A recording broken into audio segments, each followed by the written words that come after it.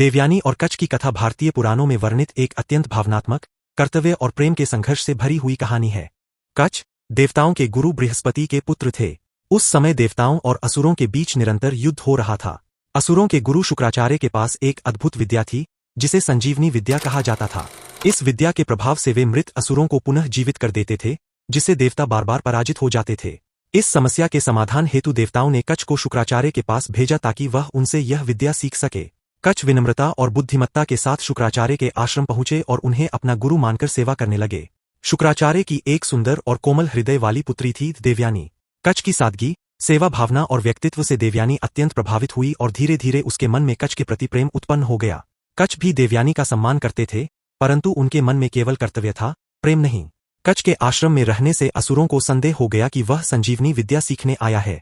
उन्होंने कई बार कच्छ को मारने का प्रयास किया। एक बार उन्होंने कच्छ को जंगल में मारकर जानवरों से खिला दिया।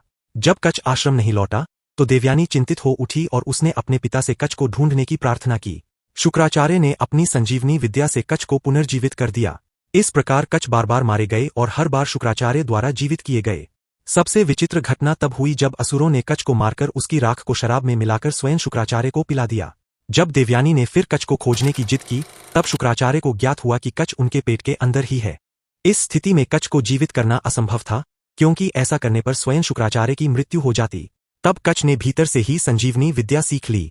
इसके बाद शुक्राचार्य ने कच्छ को जीवित करने के लिए अपने शरीर का त्याग किया और फिर कच्छ ने संजीवनी विद्या का प्रयोग करके शुक्राचार्य को पुनः जीवित कर दिया। इस प्रकार कच्छ ने संजीवनी विद्या प्राप्त कर ली।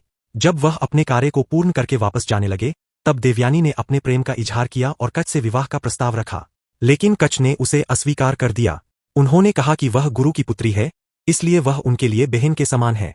यह सुनकर देवयानी अत्यंत आहत हुई और क्रोध में आकर उसने कच्छ को श्राप दिया कि वह संजीवनी विद्या का प्रयोग स्वयं के लिए कभी नहीं कर सकेगा। कच्छ ने भी उत्तर में देवयानी को श्राप दिया कि वह किसी ब्राह्मण से विवाह नहीं कर पाएगी।